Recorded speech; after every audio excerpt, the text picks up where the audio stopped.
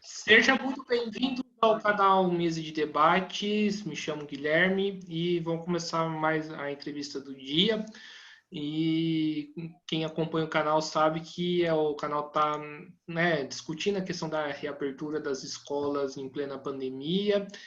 E além de discutir outros temas, como o programa de educação integral, as chamadas PEIs, que vem discutida bastante, na categoria de professores, E conforme o canal vem trabalhando também desde o início do ano, a gente está abrindo espaço para os professores falarem, Porque daqueles que estão dentro da escola e que entendem a escola pública como ninguém. Então, é isso, pessoal. Estou aqui com o Leandro, Val, para a gente trocar essa ideia, para a gente passar o ponto de vista do professor aqui. Leandro, tudo bem? Antes da gente começar, fala um pouquinho aí de você, se apresente aí para o pessoal. Uma boa tarde. Primeiramente, gostaria de agradecer ao Guilherme, pela oportunidade de estar trocando essa ideia, por esse espaço dado aí aos professores, algo que eu tenho acompanhado, que ele vem fazendo já há um tempo, em meio a esse período tão complexo que a gente está vivendo, período de pandemia, há mais de um ano já vivendo isso, e o quanto a gente tem sofrido aí, de pressão por parte do Estado, para retorno presencial às aulas, tanto nós quanto os estudantes, os demais profissionais da educação. Bom, gostaria de agradecer, então, a oportunidade, Guilherme. Meu nome é Leandro, eu sou professor da Rede Pública Estadual de São Paulo, atuo também na rede privada de ensino, sou professor de História, leciono Geografia também, e é isso. Conheço o Gui aí, das lutas, já há alguns anos aí, travamos lutas aí através das greves contra o governo do Estado de São Paulo, 2013, 2015, E é isso aí. Beleza, maravilha, Leandro. Então vamos já à primeira pergunta, eu queria que você passasse como está o cenário aí na região onde que você trabalha, que eu acho que é Jundiaí também, como está o cenário aí na questão da reabertura? Então, Jundiaí é uma região, assim, tamanho considerável, A gente viveu momentos bastante complicados aí em meio à pandemia já, Tivemos números bastante altos em determinados momentos. Ontem a gente atingiu a triste marca de 1.500 mortes, se eu não me engano, na cidade, Eu atuo em Itupeva, moro em Itupeva, e é uma cidade da região de Jundiaí que faz parte do aglomerado urbano de Jundiaí, E a escola em que eu trabalho, os professores estão trabalhando à distância por um motivo específico, Que é o fato de a escola estar em reforma. O Estado de São Paulo iniciou essa reforma em março desse ano, e desde então os professores estão trabalhando à distância, porém não é realidade das escolas da cidade de Itupeva e da região de Jundiaí, no modo geral, A maioria das escolas já voltaram a trabalhar com os professores presencialmente, e com parcialmente os estudantes também. E a gente percebe que os números continuam crescendo, Mesmo em meio a um processo de avanço da vacinação, a gente sabe que existem muitas questões aí que têm que ser colocadas no bolo, que não é, a vacinação, ou primeira dose da vacinação, que possibilita o fim da pandemia. Na verdade, a gente está muito longe ainda do fim dessa pandemia, mesmo com o avanço da vacinação, Então, tudo ainda bastante preocupante, apesar de a gente estar vivendo um momento de estabilidade, digamos assim, da pandemia. E a partir de que momento, seria seguro retornar para a escola? Olha, no meu ponto de vista, segurança a gente teria de fato quando a gente tivesse superado a condição de pandemia, Eu acho que enquanto a gente tem mortes, por isso que é complicado, A gente vê normalização do número de mortes, A gente ainda tem um número de mortes muito alto no Brasil. Apesar de haver diminuído esse número, é um número muito alto e bastante preocupante. Então, a partir do momento que a gente normaliza 1.500, 1.200 mortes por dia, no país, é porque há algo muito sério não sendo percebido. Então, eu acho que, a partir do momento que a OMS entendesse que a gente tivesse superado essa condição de pandemia, ou o Brasil compreendesse que tivéssemos superado a condição de epidemia, acho que aí sim teríamos condições seguras de retornarmos às escolas, de retornarmos às aulas presenciais, 100%, de maneira integral. Enquanto isso, eu acho tudo muito apressado, perigoso, principalmente partindo do pressuposto, né, partindo da perspectiva de que as escolas públicas de São Paulo não têm condições sanitárias, estruturais e físicas para atender os estudantes em condições normais, quanto mais em condições de pandemia. Eu vi um dado recentemente, inclusive, de que somente 5% das verbas foram investidas pelo governo do estado de São Paulo para a estruturação das escolas. Então, enfim, é complicado, né? Enquanto a gente está nessas condições, eu acho muito complicado. Então, para mim, a gente precisaria melhorar muito os números para poder pensarmos em aulas presenciais. Não, sim. Em relação, né, à questão da reabertura, no seu ponto de vista, no seu entendimento, quem que está por trás de tudo isso? Bom, eu acho que há uma pressão aí, claro, do mercado, né? É uma pressão muito grande que vai para além da educação, né? Desde o princípio, a gente viu a pandemia sendo tratada de forma bastante, como é que eu posso dizer, diminuída, né? A importância dela, enfim, né? Pelo mercado de modo geral, pelo empresariado que não queria ter problemas econômicos, que não queria ter a indústria afetada, os seus lucros afetados, consequentemente a educação privada também, a gente viu muita força da educação dos proprietários de escolas, né, dos mantenedores de escolas, como são chamados, né, para que as escolas se mantivessem abertas ou abrissem o quanto antes possível, e consequentemente a gente vê isso sendo transmitido também para a educação pública. Então, em primeiro lugar, acho que eu vejo aí o mercado, o empresariado preocupado com a questão econômica, né? E, consequentemente, o governo do estado de São Paulo também, né? O João Dória com suas pretensões para a candidatura à presidência, tentando fazer a imagem de gestor, preocupado com a população, ao mesmo tempo em que ele faz coisas como do tipo, né? Por exemplo, né, na semana passada, se eu não me engano, semana retrasada, semana passada, ele encheu o Memorial da América Latina com 900 diretores de escola para anunciar, né, o avanço nas PEI, que eu acho que talvez seja uma pauta que você queira tocar também mais adiante, enfim,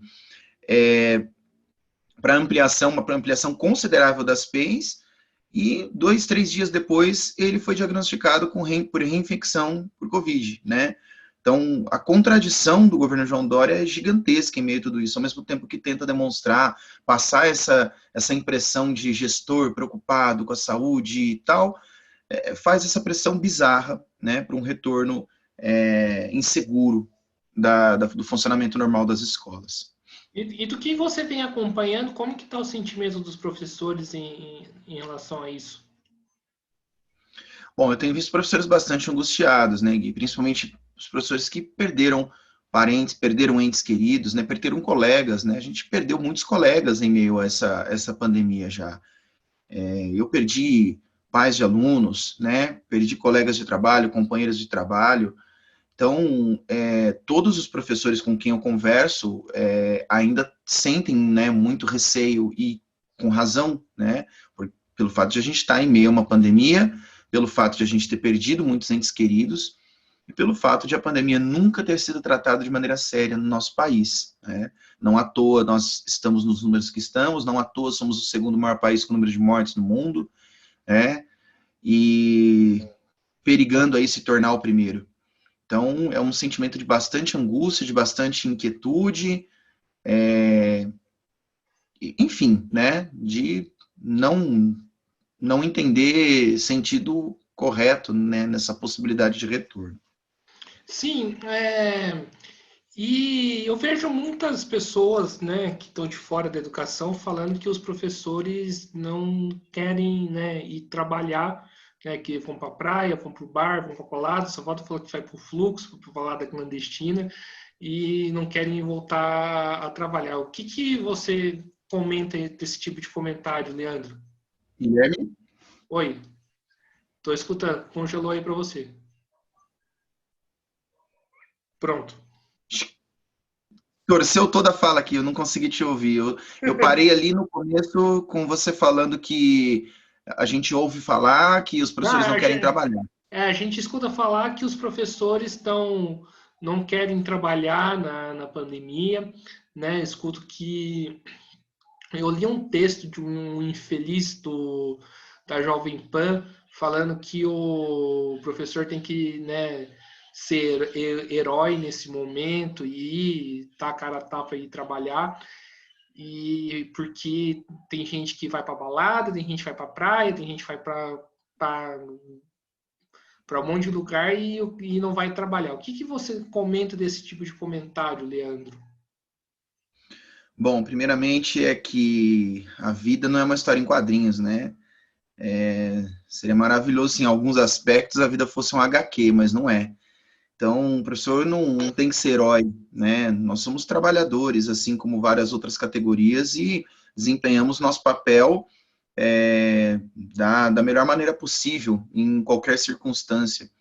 E parece até clichê já para a gente, né, na nossa bolha, digamos assim, falar isso. Mas é muito importante que a gente tenha uma comunicação adequada com o público em geral, com o público leigo, com pais de alunos, né, com a comunidade escolar, para que compreendam que, de fato, isso é verdade. O quanto nós estamos trabalhando em meio a essa pandemia é absurdo, né? O quanto o nosso trabalho, né, aumentou é imensurável. A quantidade de horas de tela, eu brinco, né?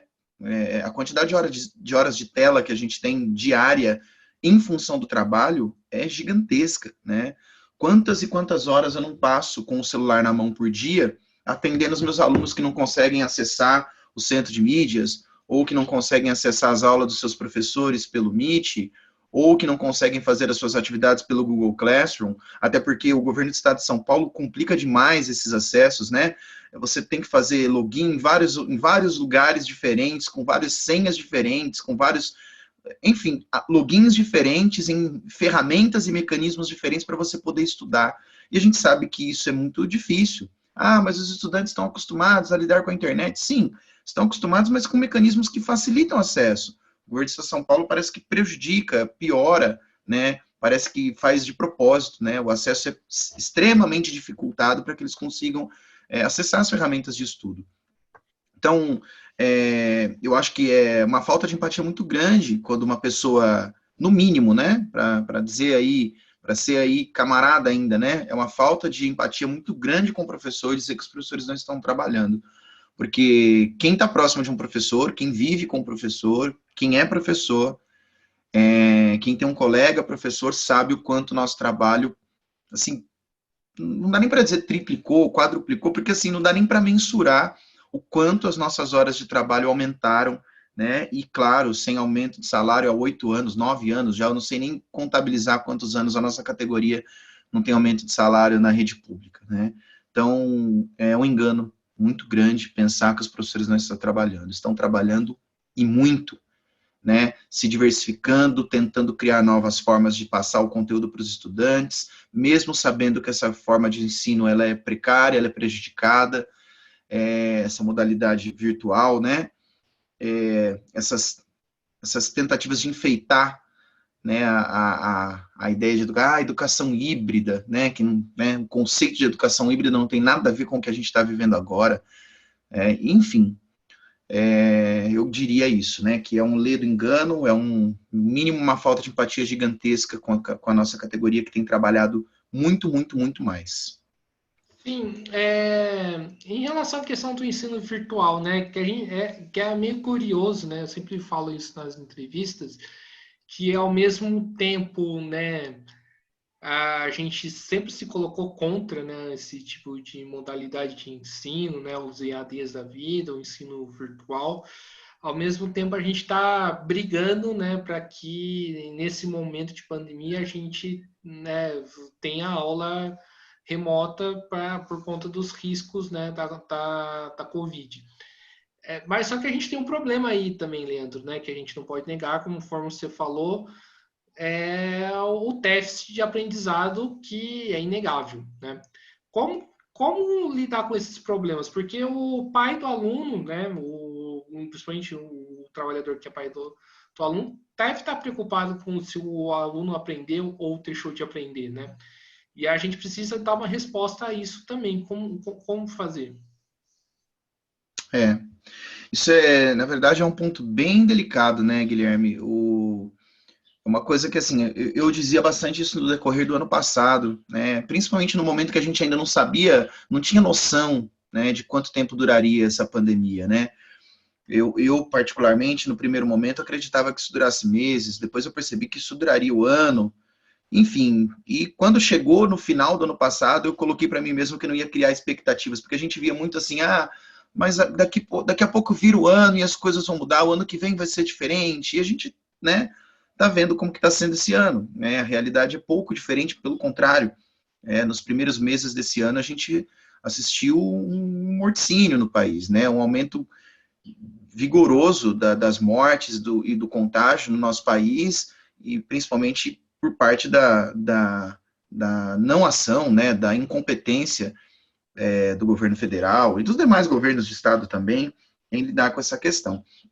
Então, assim, durante o ano passado eu pensava muito, bom, eu penso que é momentâneo isso, então, o fato de ser momentâneo, né, a gente tem que pensar muito mais agora em cuidar da nossa saúde, cuidar da nossa vida, cuidar das pessoas que estão ao nosso redor, e a educação, sim, é claro, ela é muito importante, mas a gente vai ter perdas, mas a gente pode pensar em como melhorar isso, como solucionar esses problemas e tentar reverter essas perdas quando tudo isso passar.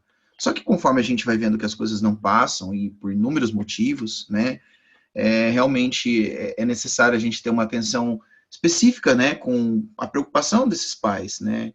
Eu não sou pai, mas eu imagino que muitas dessas preocupações são de fato legítimas. O quanto meu filho está perdendo, o quanto de conhecimento, de aprendizado. A gente sabe que eu sou extremamente questionador da forma como funcionam os vestibulares, né? Enfim, não concordo com essa maneira de acesso à universidade. Mas, enfim, a gente sabe que é uma discussão muito profunda e que a gente vai demorar ainda para desenvolver a ponto de ter a população compreendendo o quão ela é ruim. Enfim, os pais se preocupam com a questão imediata, que é o ensino dos filhos e o acesso deles à universidade, a possibilidade de eles avançarem no ensino, na aprendizagem. Então, é uma preocupação legítima, né? Eu concordo com você, acaba virando se tornando, entre aspas, uma contradição, o fato de a gente ser crítico à educação à distância, como ela foi implementada até aqui, e nesse momento estarmos defendendo a continuidade do ensino à distância, né? Ensino à distância, acho que não seria bem esse o termo, mas enfim, as aulas virtuais, essa modalidade de ensino que a gente está tendo paliativa para o momento.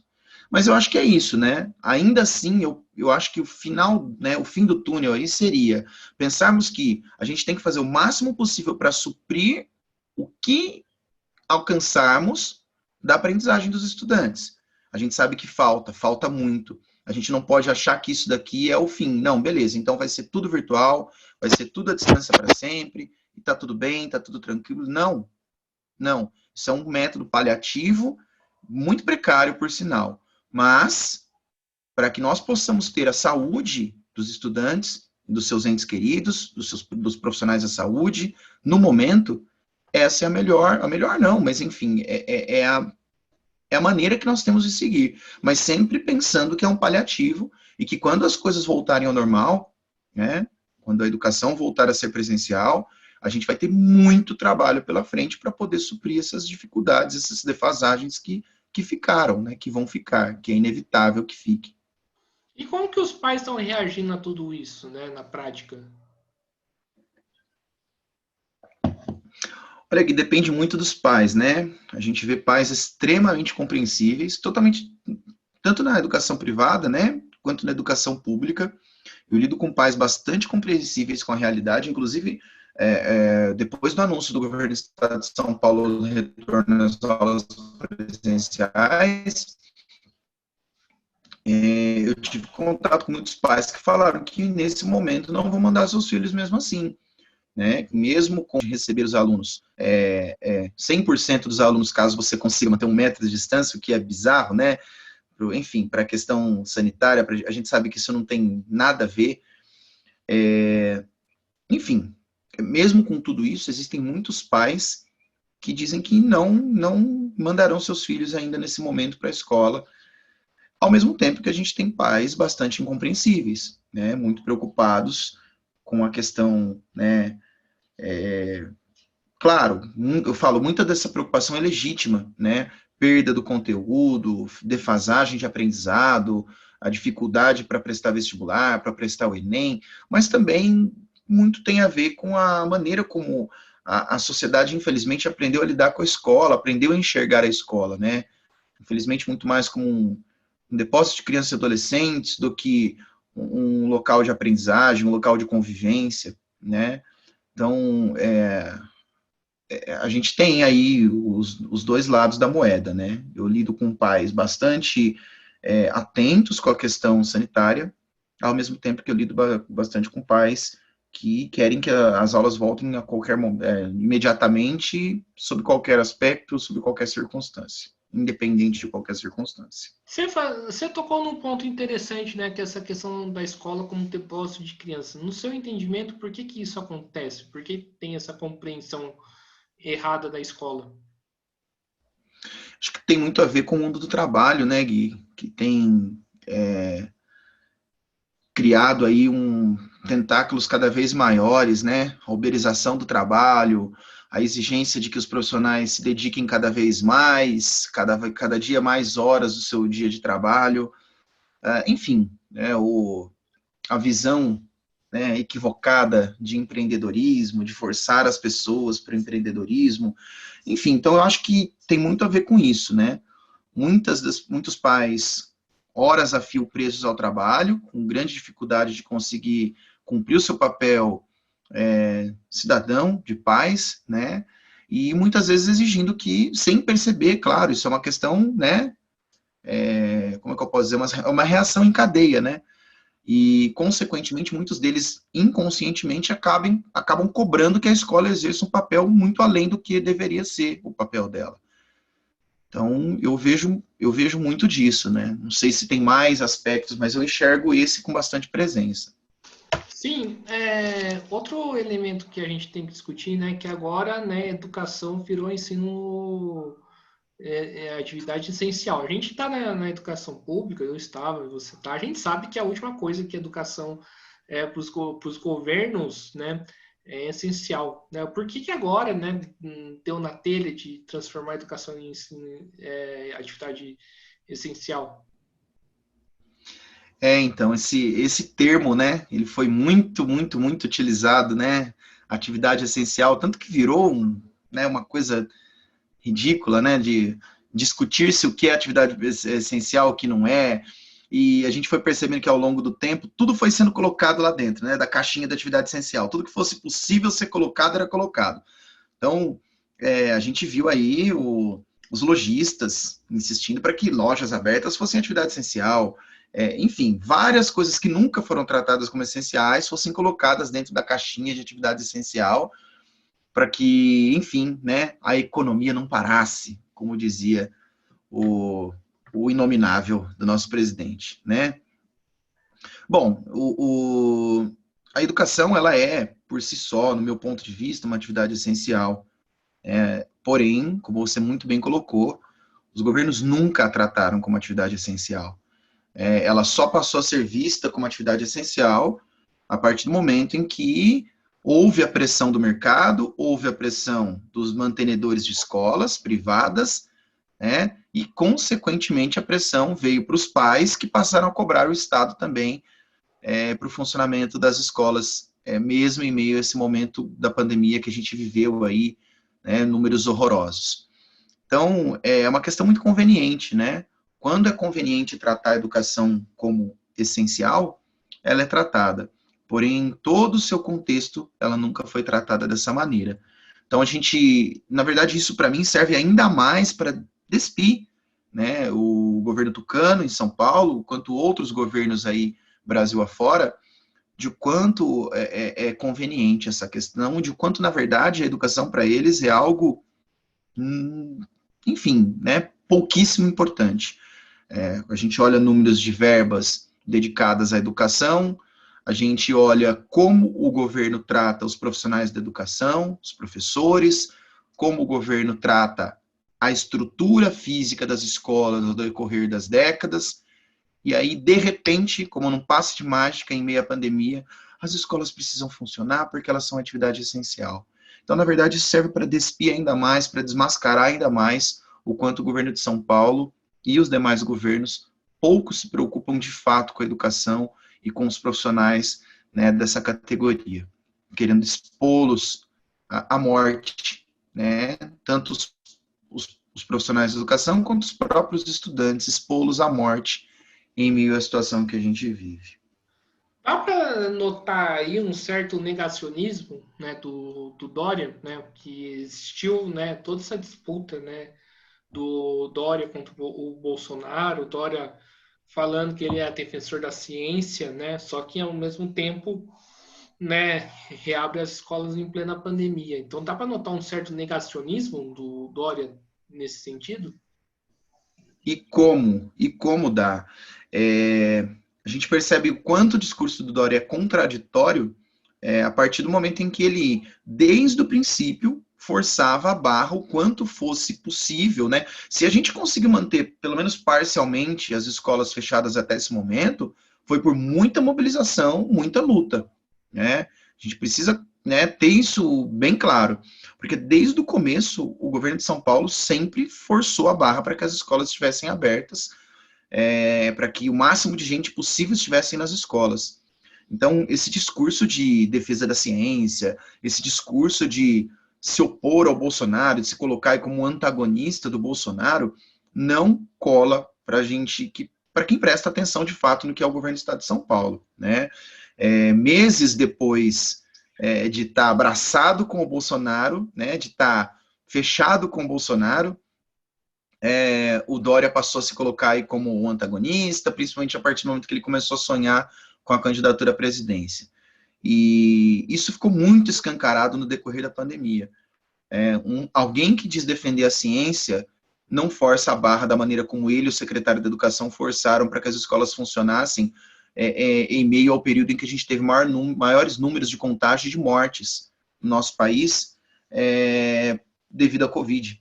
Né? Um governo que está ao lado da ciência, que defende a ciência, jamais teria ignorado a morte de vários profissionais da educação e forçando os professores a estarem presencialmente na escola, mesmo em meio a isso. Né? A gente viu muitas escolas aí que tiveram números mascarados, ou tiveram mortes mascaradas para que elas pudessem continuar funcionando, né? Mesmo com profissionais morrendo, com pais de alunos morrendo em decorrência da Covid.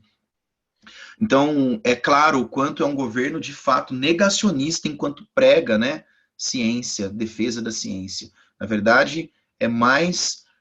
o Bolsonaro não passa... Ou, aliás, o Dória não passa de um Bolsonaro de sapatênis, não passa de um Bolsonaro de gravata, né? Um Bolsonaro que fala... Como é que eu posso dizer? Que fala com classe, né? Na verdade, tudo faz parte do mesmo projeto. Sim, né?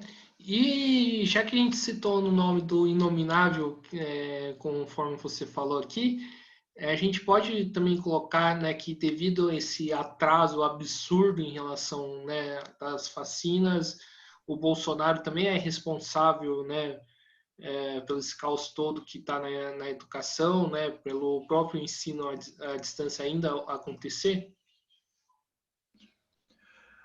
Perdão, você pode repetir, por favor, a pergunta? Ok. Acho que eu não consegui captar o contexto.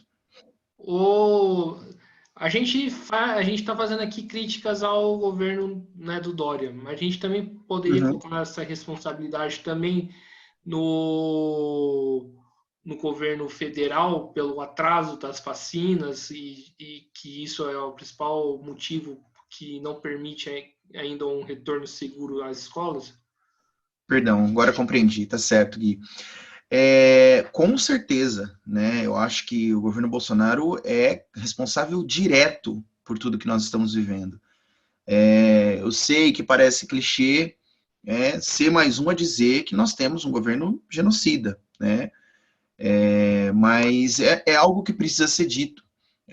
Eu acho que a gente não corre o risco de tornar essa palavra insignificante se a gente repetir isso, pelo contrário, porque a gente precisa repetir isso, mas não repetir isso ao léu, repetir isso mostrando os números, né, mostrando as ações, os atos, o que está sendo revelado aí, inclusive com a CPI, apesar de todos os problemas, a gente tem números, a gente tem dados, a gente tem documentos sendo levantados que mostram que esse governo atuou diretamente para contagiar pessoas, acreditando que isso poderia causar lá o que eles chamam, né? Eu não sou gado, mas eles chamam isso de imunidade de rebanho, né? Que eu acho um termo bizarro, né? Enfim, imunidade por contágio, né? Ele atuou diretamente para que as pessoas se contagiassem, mesmo sabendo que isso levaria uma porcentagem dessas pessoas à morte. A gente sabe que esse governo, agora está sendo tudo revelado, que esse governo atuou de maneira corrupta, né, na compra de vacinas, que é o que possibilitaria o declínio dos números e, consequentemente, o fim da pandemia. Muito bem colocado por você. A gente está, nesse momento, ainda clamando por educação à distância, não porque é uma questão natural. Não, a pandemia está passando, a gente está passando por esse momento da pandemia ainda, por uma questão natural, então precisamos estar... Não, a gente está dando aula à distância, ou clamando pela continuidade da educação à distância, exatamente porque o governo possibilitou que nós chegássemos a essa altura do campeonato, possibilitou não, atuou para que nós chegássemos a essa altura do campeonato, ainda vivendo condições absurdas da pandemia. Enquanto existem lugares que fizeram o dever de casa direitinho, as pessoas já estão podendo participar de shows ao ar livre, as pessoas já estão podendo frequentar teatro, já estão podendo frequentar escolas normalmente, já podem andar sem máscara nas ruas, mas porque fizeram o dever de casa, porque atuaram corretamente, de acordo com a ciência. O nosso governo fez exatamente o contrário, né? Atuou para contagiar pessoas, atuou pela morte de pessoas, atuou diretamente para que tudo isso que a gente está vivendo ainda hoje fosse possível, né? Para que a gente não conseguisse superar essa condição horrorosa que a gente ainda vive. Então, sim, é culpado diretamente. Eu diria, Leandro, que se a gente procurasse uma definição de atrasalado, essa definição seria o governo do Bolsonaro. Faz tudo o contrário, né, Gui? Tudo que é proposto, o cara faz o contrário. É literalmente um atrasalado mesmo, de verdade. Então, em relação à questão, né, tipo, existe muita discussão por aí que coloca a questão, né, da violência doméstica como um pretexto para poder reabrir as escolas, né? Como que você enxerga essa discussão? Porque é algo que, de fato, né, acontece, né, mas só que colocar uma saída para esse problema como abrir as escolas, eu acho bem complicado, como se antes da pandemia não houvesse violência doméstica. Gui, eu fico indignado todas as vezes que eu ouço essa fala. Para mim não há indignação maior, eu não consigo ficar indignado com algo mais indignado do que com isso, porque, assim, você tratar como solução do problema para a violência doméstica a volta às aulas, é você concordar que esse problema continua existindo, né? Então, são coisas totalmente distintas. Solucionar o problema da violência doméstica, tanto a violência doméstica contra a mulher, como a gente tem, né, visto casos aumentando desde o início do governo Bolsonaro, né?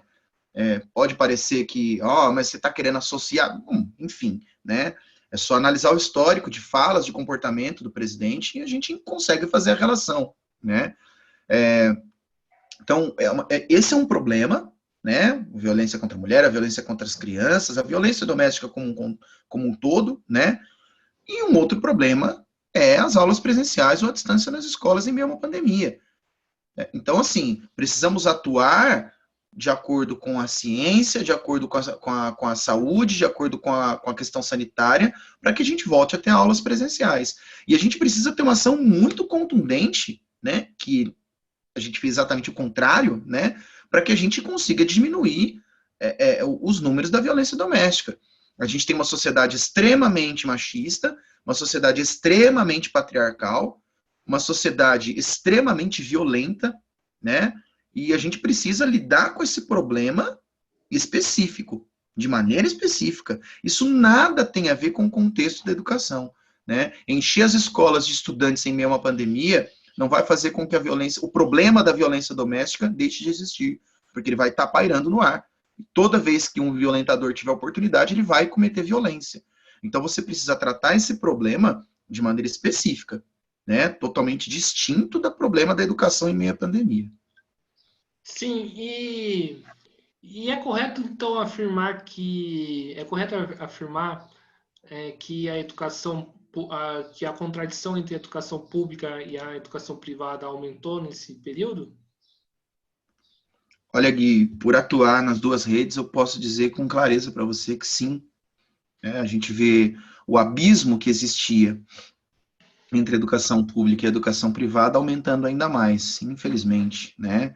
A gente vê um buraco enorme. Apesar de sim, com certeza, a educação num contexto geral no nosso país ter problemas graves, ter problemas sérios, né? Essa educação tecnicista, voltada para fazer adolescentes fazerem testes e para, enfim, né? Essa educação completamente equivocada que a gente tem implementada, tanto na educação pública quanto na educação privada. Mas ainda assim, a gente percebe que as oportunidades têm sido diminuídas drasticamente para os estudantes das escolas públicas. Porque enquanto na educação privada, na escola privada, sim, eu estou dando aula à distância para boa parte dos estudantes, porque na escola em que eu trabalho, muitos deles não estão frequentando presencial. Tem uma porcentagem pequena de estudantes frequentando as aulas presenciais. Né? E isso gera um problema ainda maior, porque eu me torno dois na sala de aula, né? Na escola privada. Enquanto eu estou sentado na frente de um computador, na sala de aula, lidando com os estudantes virtualmente, eu tenho estudantes presencialmente na escola. Então, estou lidando com as duas realidades ali, sendo dois ao mesmo tempo, né? A gente sabe, claro, que isso não é a forma ideal para o estudante. Porém, na escola pública, a gente tem uma porcentagem gigantesca de estudantes que estão desde o início dessa pandemia sem acesso a nenhuma escola, né? Sem ter aulas, sem contato com seus professores, sem nem saber quem são seus professores, sem conseguir usar as ferramentas que o governo disponibiliza para que esses estudantes estudem. Então, como eu falei, né, uma infinidade de ferramentas e ferramentas de difícil acesso. Não dá para simplificar tudo, né? Criar uma coisa mais simples para os estudantes terem esse acesso. A dificuldade de comunicação que a gente tem com os estudantes, né? Na escola em que eu trabalho, a gente está tentando criar todas as possibilidades possíveis para que os estudantes não percam os conteúdos. Então, estudante que não tem acesso nenhum à internet, a gente sabe que é muito, na minha cidade, inclusive, por ter bastante área rural, existem estudantes que não têm acesso nenhum à internet. Né, não possuem celular, estudantes de sexto ano, de sétimo ano, que a família inteira possui apenas um celular, eles precisam esperar o pai ou a mãe chegar do trabalho para poderem tentar conseguir fazer as atividades. Então, assim, é um abismo gigantesco. A gente tem isso piorado, enquanto os estudantes da escola particular, mesmo que virtualmente, de forma precária, boa parte deles, estão tendo acesso 100% aos seus estudos. Enquanto os estudantes de escola pública, muitos não podem escolher ter esse acesso, porque dependem de ferramentas que não possuem. Você falou uma coisa bastante interessante aí, eu queria colocar em pauta, né? Essa lógica dessa educação tecnicista, né? De apresentar resultados, né? Tipo, você tem que ir bem para poder passar no vestibular, para poder entrar na universidade, aí você tem que ir bem para poder conseguir uma vaga de trabalho.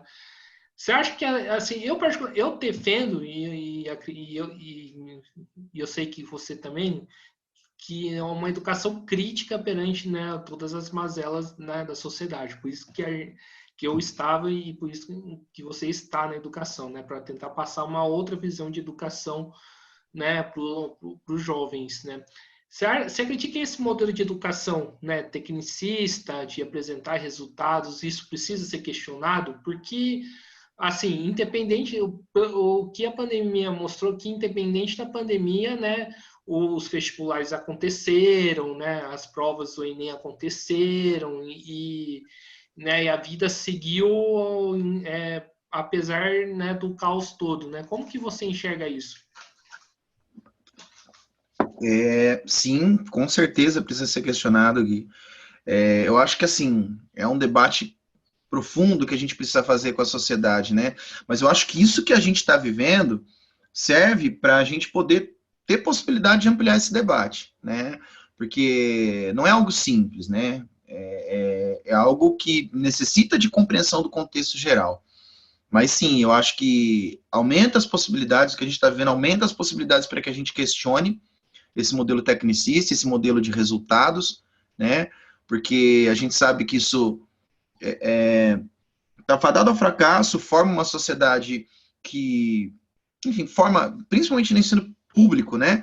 Forma, usa os estudantes para formá-los para o mercado de trabalho, para serem apenas pessoas que sabem apertar botões de máquinas, né? Sabem operar esteiras de máquinas e jamais questionar o seu patrão, jamais questionar o sistema econômico vigente, jamais questionar a exploração, jamais questionar a desigualdade, jamais questionar as mazelas dessa sociedade capitalista em que a gente vive. Então, sim, acho que a gente tem uma oportunidade de ouro, inclusive, para aumentar esse debate com a população, com a sociedade, porque da maneira como está, é impossível, né? E a gente vê, ó, por exemplo, né, eu estava falando com relação à questão do acesso para os estudantes de escola pública.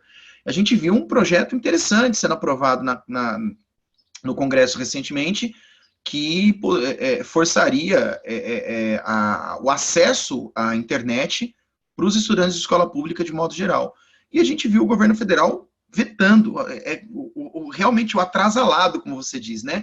O governo federal vetando uma lei que ampliaria, né, o acesso à internet para os estudantes de escola pública.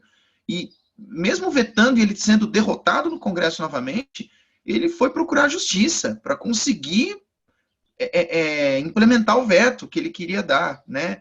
Então, assim, acho que a gente tem uma oportunidade grande para poder ampliar esse debate com a sociedade, e sim, a gente precisa discutir isso, precisa bater de frente com isso, porque isso vai aumentar cada vez mais as desigualdades e, enfim, né, como eu falei, né, formar uma população, né, cada vez mais, né, uma população que aceita a uberização, que aceita o fim dos direitos trabalhistas, que aceita não poder construir luta, que aceita apertar um botão e não questionar o seu patrão.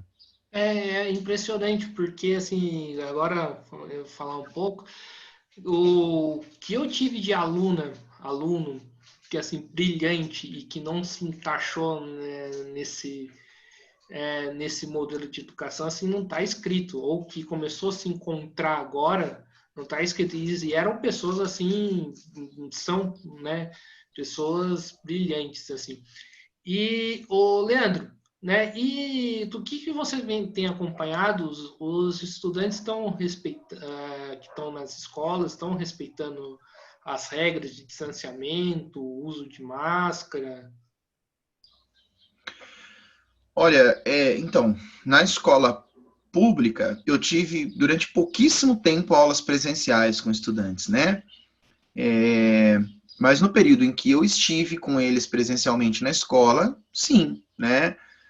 Eu vi uma conscientização até, que eu posso dizer assim, surpreendente por parte dos estudantes no seu comportamento na escola, com o uso de máscaras, com a preocupação com o distanciamento.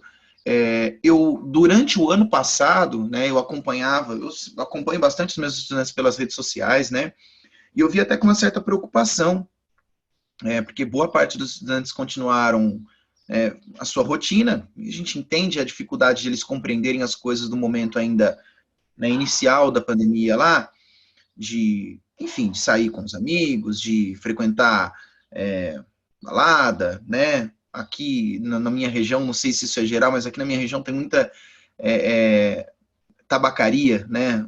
os jovens frequentando as tabacarias, narguilé, enfim. Mas no decorrer do tempo, eu fui percebendo que a conscientização deles foi crescendo.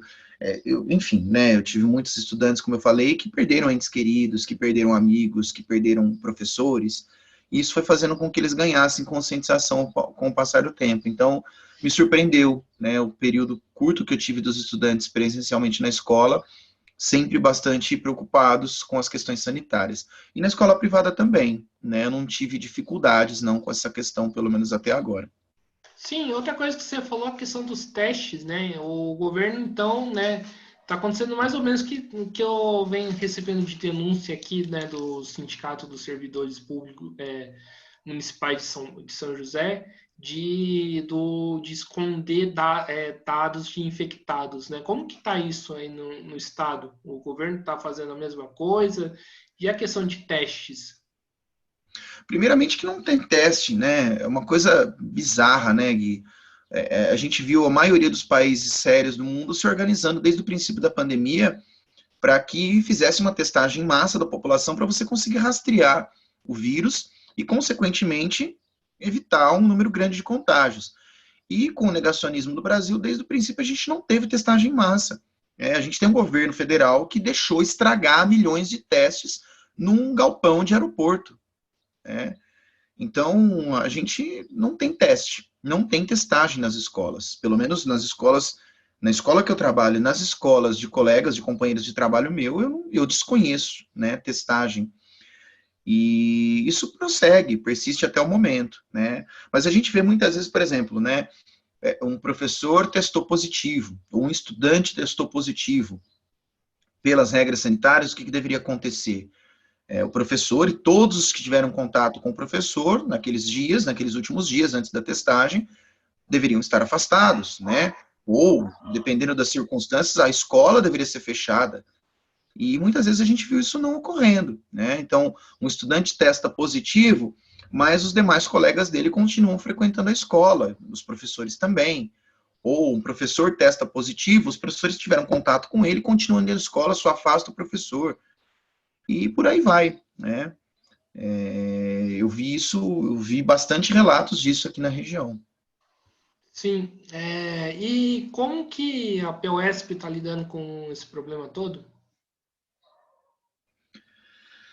Bom, é complicado, né? A POSP propagandeia bastante ações, né? Porém, eu acho que a POSP se pauta muito mais pelas ações jurídicas do que por uma questão de fato de conscientização e luta com os profissionais da educação, né? Com os trabalhadores. Eu vejo, assim, uma dificuldade muito grande de articulação do Sindicato dos Professores. Primeiramente, no diálogo com a categoria. O sindicato tem tido uma dificuldade muito grande no diálogo com a categoria, não faz a discussão de maneira ampla, não chama os trabalhadores virtualmente, claro, né, para o diálogo, para o debate, e se pauta muito pelas ações judiciais, pelas ações jurídicas, e que a gente sabe que dificilmente a gente vai obter sucesso, né, porque a gente tem um governo do Estado de São Paulo há 30 anos na mão do PSDB, e com todos os aparatos sob seu poder, né, o aparato judicial está nas mãos do governo do Estado de São Paulo.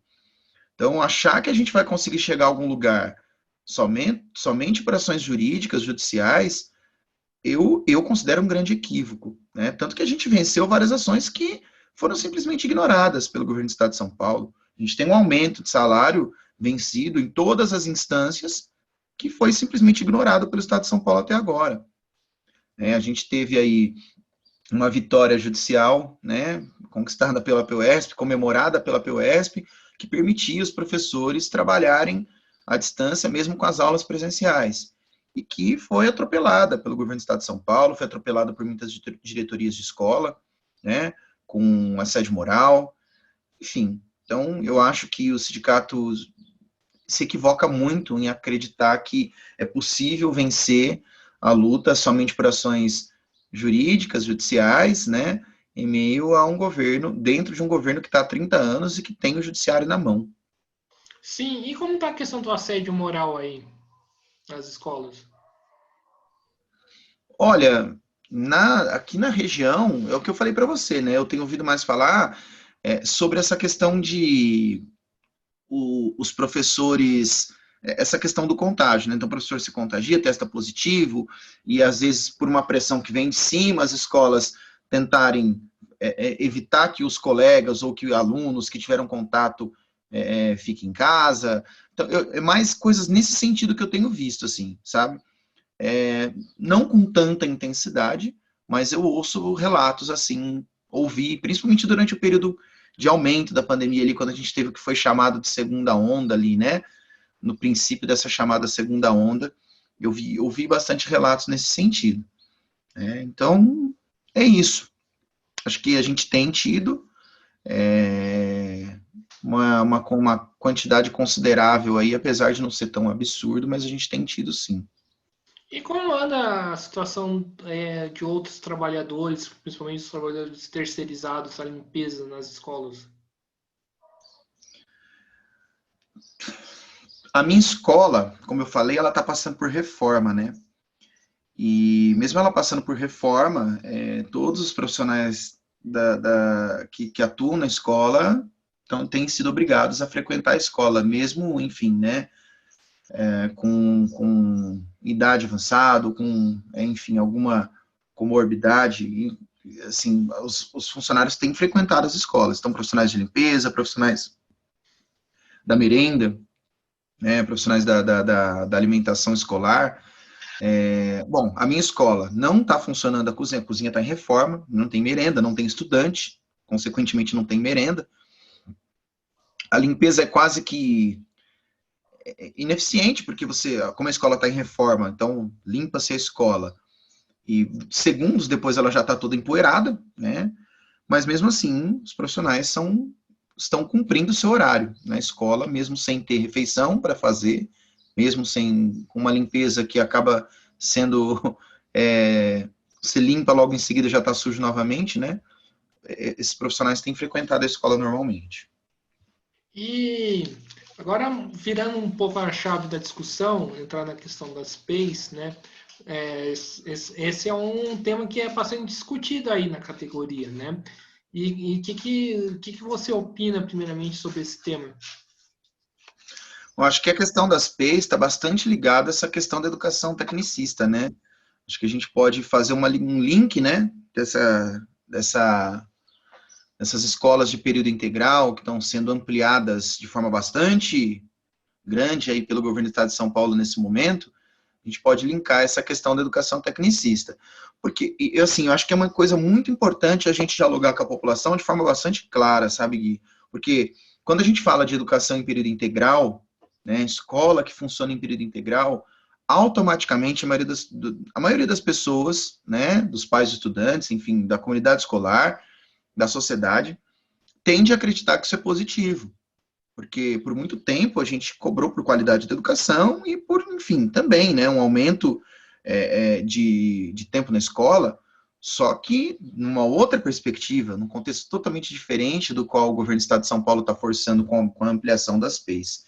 Então, a gente percebe que muitas escolas não têm estrutura física para atender PEIs e, mesmo assim, estão se tornando PEIs.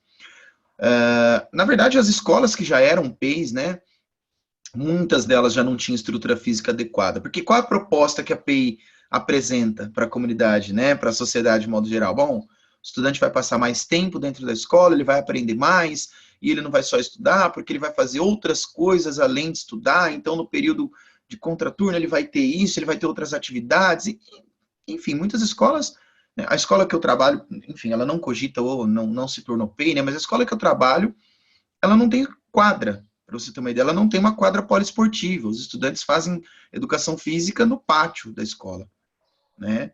Então, assim como a minha, existem muitas escolas nessas mesmas condições, ou que tem uma quadra precária, né? Nem coberta sequer é a quadra. Então, muitas escolas em condições muito precárias, estrutura muito precária, estão se tornando PEI. Então, como que o estudante vai ter, além do estudo, da educação, tempo para outras atividades, para desenvolver outras atividades dentro da escola? A gente vê que falta de professores, enfim, existem um monte de problemas aí que precisariam ser supridos antes para depois pensar em educação e ensino integral. Mas vai para além, né? Porque essa educação em ensino integral, ela acaba se tornando mais uma maneira de criar essa educação tecnicista, porque cria essa ideia de que os estudantes vão ter acesso ao ensino técnico, vão poder fazer um curso técnico posteriormente, e, enfim, a gente sabe que isso vai criando condições cada vez maiores para que você direcione os estudantes de escola pública para se tornarem, como que eu posso dizer, trabalhadores precarizados, né? E não almejando, não sonhando com a universidade, não sonhando com outras possibilidades diversas de trabalho, e direcionando tudo para a indústria, né, para atender a demanda industrial. Então,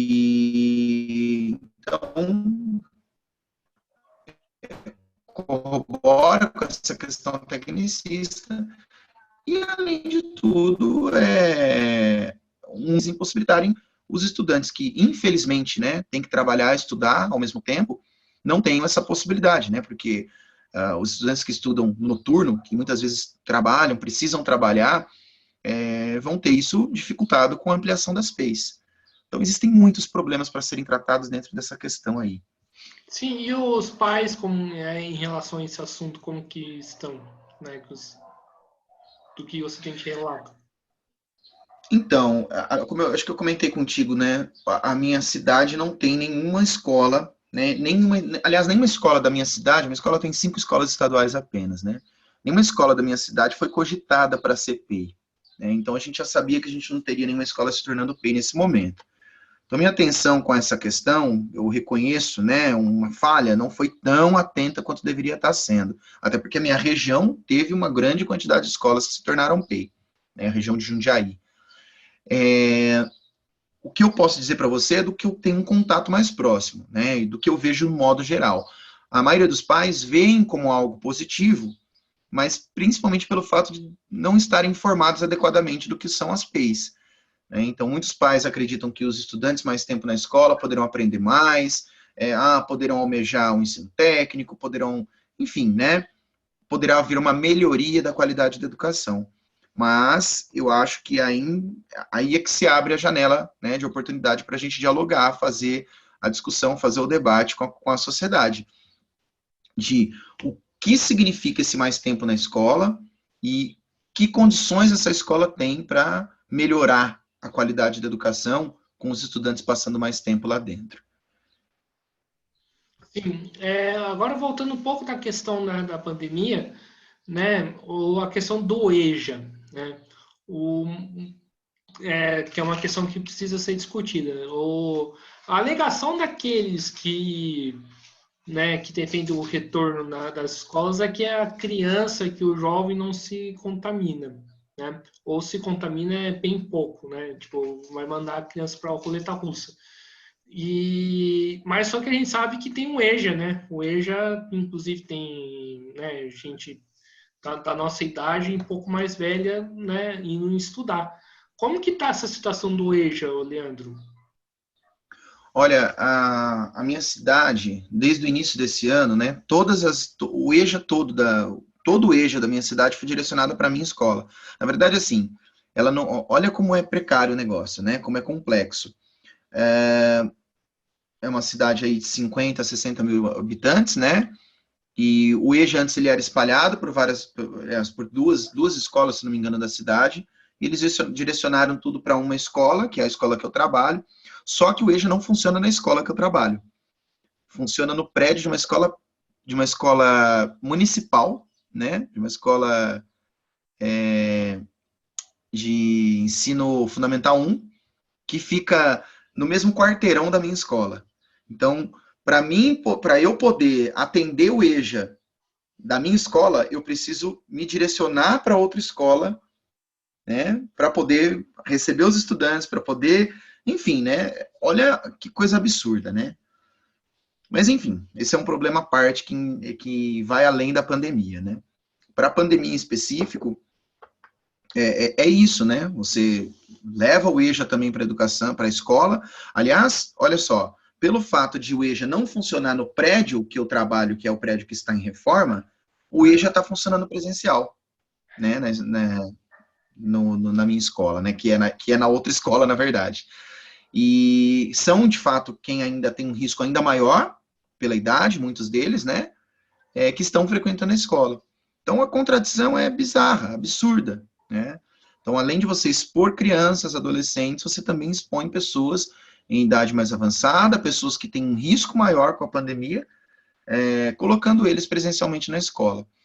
E o que eu percebo, pelo menos na escola que eu trabalho, é que com o aumento da conscientização, a estratégia não tem dado muito certo para o governo do estado de São Paulo, pelo menos na minha escola, porque foram pouquíssimos estudantes que frequentaram presencialmente nesse primeiro semestre. Mesmo depois que houve aí uma força do governo do estado de São Paulo pelo retorno presencial. Então a gente fez, né, a escola fez o convite, passou a informação adiante, claro, alertando para todos os problemas, e a gente teve uma compreensão bastante interessante dos estudantes, dos riscos que eles corriam, e foi uma quantidade pequena dos estudantes que voltaram presencialmente. Se eu for tentar fazer uma porcentagem aí, a gente teve aí entre 10% e 15% dos estudantes só que voltaram para as aulas presenciais. Todo o resto continuaram estudando à distância. Então, isso até me deixa parcialmente, assim, enfim, como que eu posso dizer? Uma visão até parcialmente positiva, né? Pô, então tá tendo uma certa compreensão por parte dessas pessoas de que o presencial não é adequado, pelo menos para esse momento. Então, acho que é isso, Leandro, né? Primeiramente, quero agradecer por você ter aceitado o convite, gostei bastante do papo, né? E estamos aqui encerrando mais uma entrevista, né? E espero que esta discussão e outras discussões sobre esse tema, né, contribuem um pouco, né, na discussão dentro da categoria, junto com os pais, estudantes. E aí eu passo o bastão aí para você fazer as considerações finais.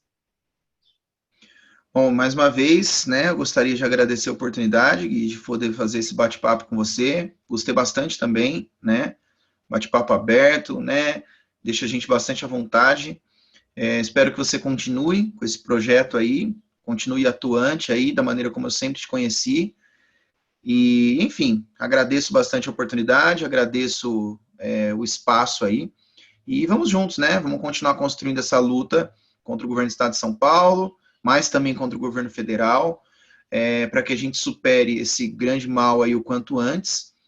E, enfim, para que a gente consiga organizar a sociedade, organizar a população, para construir lutas ainda mais importantes num período breve aí. Um grande abraço, muito obrigado. Então tá certo, Leandro. Então, mais uma vez agradecendo a você, né, Leandro? Agradecendo a você que estiver nos assistindo. Peçam que vão lá, se inscrevam no canal Mesa de Debate Instituto Um Pouco, curta esse vídeo, curta outros vídeos que o canal, né, está produzindo, né, que produziu, né, e que vai produzir ainda, né, compartilhe nas redes sociais, Facebook, Instagram, né, WhatsApp, Telegram, comentem, né, se concordam, se não concordam, né, com o que o Leandro coloca, né, vamos fazer esse debate, mais importante de tudo, e curta a nossa página do Facebook, Mesa de Debates, e siga a gente no Instagram. Né? Então é isso, pessoal. Muito obrigado a todos. Fiquem atentos à nossa programação, que tem muita coisa boa vindo por aí. E até a próxima. Fui.